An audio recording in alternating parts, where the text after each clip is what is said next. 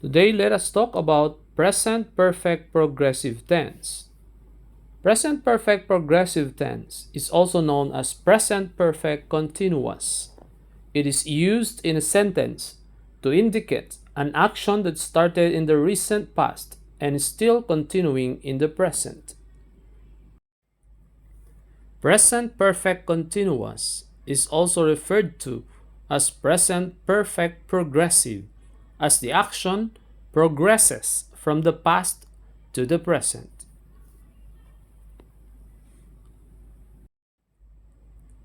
Present perfect progressive is also referred to as present perfect continuous, as the action that started in the past continues into the present.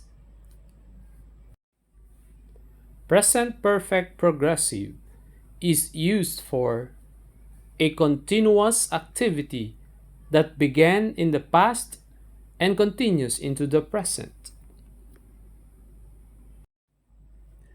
Example, those laborers have been harvesting grapes. The act of harvesting began in the past and continues until the present. Present perfect progressive is also used for a continuous activity that began in the past but is now finished. Example, Juliet has been crying until I arrived. This means that Juliet stopped crying when I arrived. Now this is the formula and structure of the present perfect progressive. Subject plus have or has plus been plus present participle, that is the verb plus ing, and the rest of the sentence.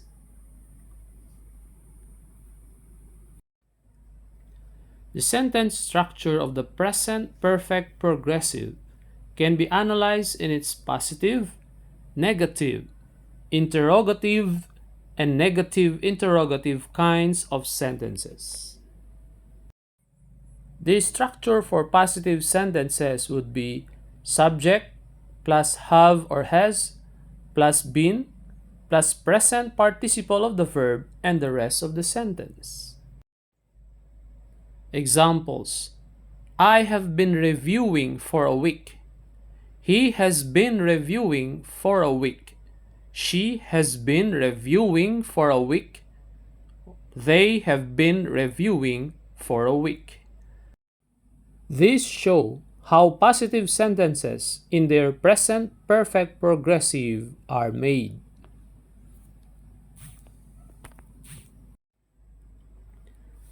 For negative sentences, the structure would be the subject plus have or has plus the auxiliary not plus been plus present participle of the verb plus the rest of the sentence. Examples: I have not been reading for a day.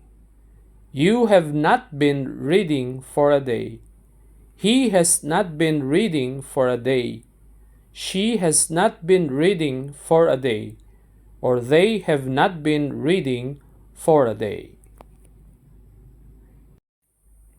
For interrogative sentences, the structure would be have or has plus subject plus been plus present participle of the verb and the rest of the sentence and the question mark.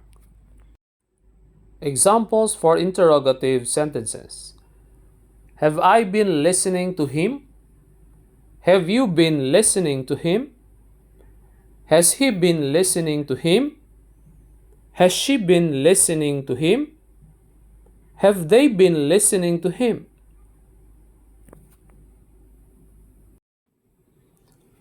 The structure for negative interrogative sentences: have or has plus subject plus not plus been plus present participle of the verb plus the rest of the sentence and the question mark. Or the contractions haven't or hasn't plus subject plus been plus present participle and the rest of the sentence and of course the question mark. Examples: haven't I been working hard? Haven't you been working hard? Hasn't he been working hard? Hasn't she been working hard? Or haven't they been working hard? So these are examples of negative interrogative sentences. There are some points to be remembered when using present perfect continuous.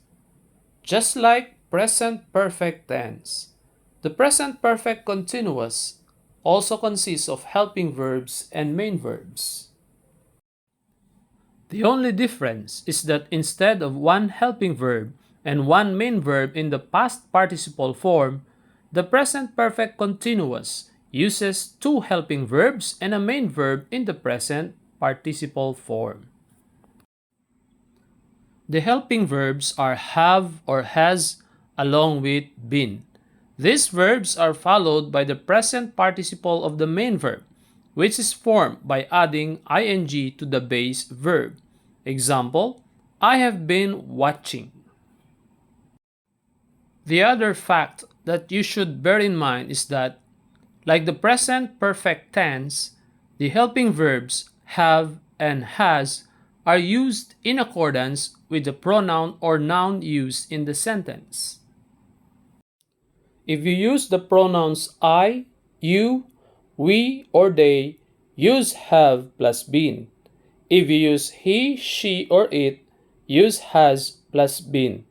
Examples: I have been writing a song. He has been writing a poem. She has been writing a short story. They have been writing a book. So for I and they, we used have been, while for he or she, we used has been. For singular noun or pronoun, use has been. For plural noun or pronoun, use have been. Examples: Manny has been training hard. Jack and Jane have been working hard. Now let us test your understanding of present perfect progressive. Fill in the blanks with the present perfect progressive form of the given verbs. Number 1, I blanked this movie for 3 hours. The correct answer is, I have been watching this movie for 3 hours. Now how about number 2? He blanked for you. So what would be the correct answer? This is quite easy, isn't it? Now kindly do it. The correct answer is, he has been asking for you. Now how about number 3? She blanked all night. Again, just remember the structure. And the correct answer is, she has been dancing all night. Number 4, JB and RR blank hard for a week now. Take note, the subject is plural. The correct answer is, JB and RR have been practicing hard for a week now. 5, they blank for 6 months. Take note, this is negative. And the correct answer, they have not been working for 6 months. Now let's do number 6. Blank, you blank for this cat. Obviously, this is an interrogative sentence.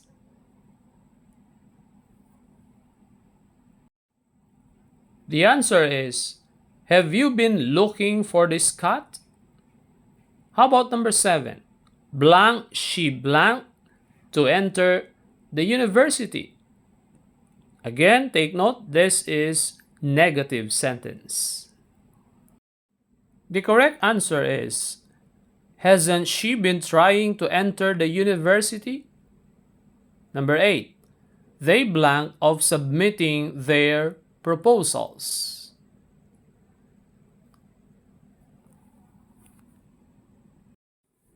And the answer is, they have been thinking of submitting their proposals. 9.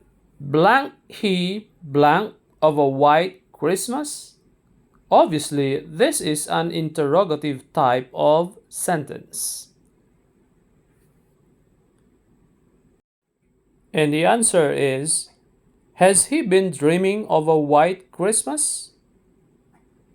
Number 10. You blank the truth. Take note, this is a negative type of sentence. Now, please do it now. And the correct answer, you haven't been telling the truth. 11. We blank for salary increase. Quite easy, isn't it? Now do it. And the answer is, we have been lobbying for salary increase. Number 12. Blank he blank of sending his children to the US? So this is a negative interrogative type of sentence.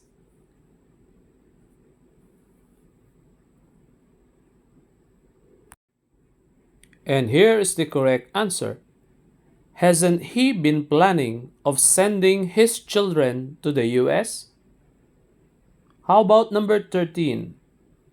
Dahlia blank of joining the military academy. This is quite simple. I hope you'll get the correct answer. And here's the answer. Dahlia has been thinking of joining the military academy. 14. Blank they blank for the welfare of their employees. Take note, this is negative. And the correct answer is, haven't they been looking for the welfare of their employees? This is a negative interrogative sentence. That's all for now, guys. Thank you for all your love and support. Thank you for watching and listening.